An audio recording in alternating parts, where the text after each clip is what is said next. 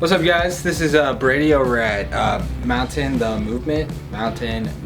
I'm back. Surprise, surprise. I guess you guys liked my videos. Last video, I went through small tools like to take while you're traveling. Today, I'm gonna go through tools that you should have, and we're gonna add a few more. Tools that you should have if you have your home shop.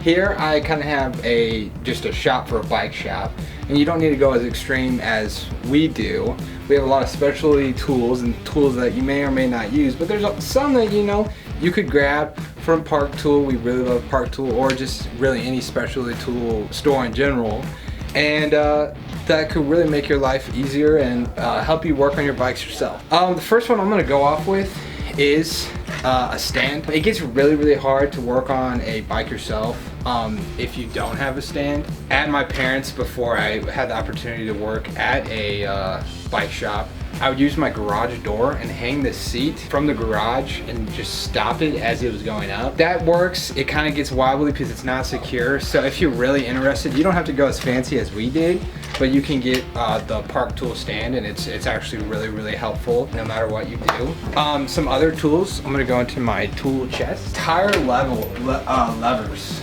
These are essential. I can a lot of the time put tires on just with my hands, but for those kind of like double down tires that are really hard to get on, or even if you're installing Cushcore, grab some tire levers. They're relatively inexpensive. I believe these Cushcore ones, which like are super sturdy, sell for like $10. But we even have ones like on our counter that are for $1. So it's something easy you can grab, and a tool that you can have in your shop that we've had 2 break, and that's just because they've been worn, because they're plastic and they'll wear down. We can go to our keys. I call them keys. There's probably another name for them, but Allen keys, and then your kind of star keys. These are essential. You need to have them in your in your shop if you want to do some work and things like that, because most of the bolts are going to range within these sizes. We have the Park Tool brand.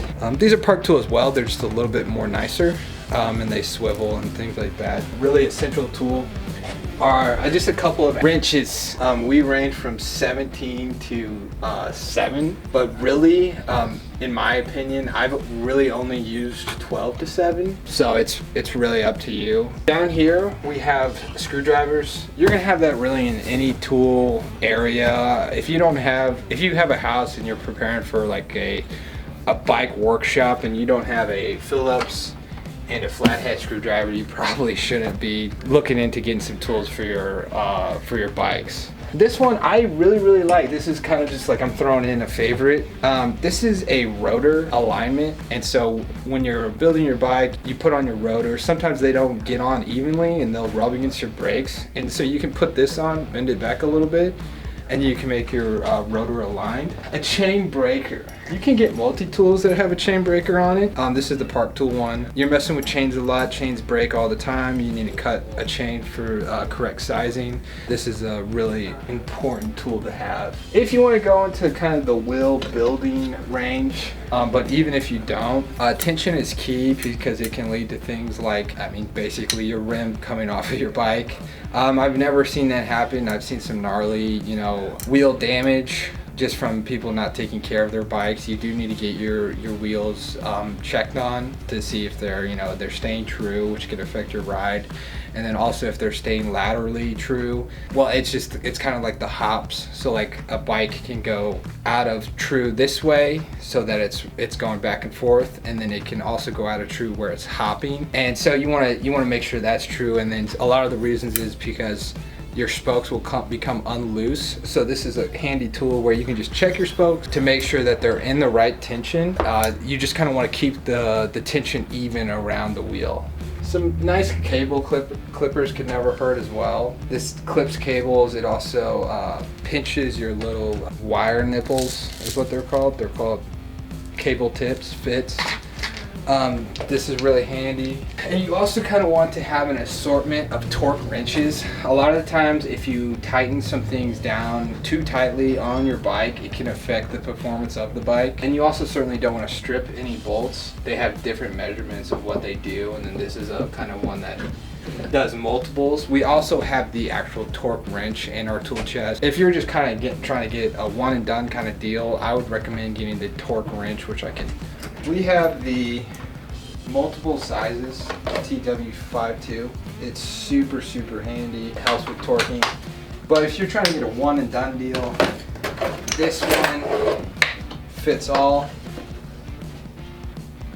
And it's just it's just kind of a pain to get out because it's a lug. And then in here we have also our assortment of just bits, torque wrench bits and different things like that. That is handy to have as well. If you do any work on your brakes, this could be handy to press in valves for your hose. And you just put your housing in here, press in the valve, things like that.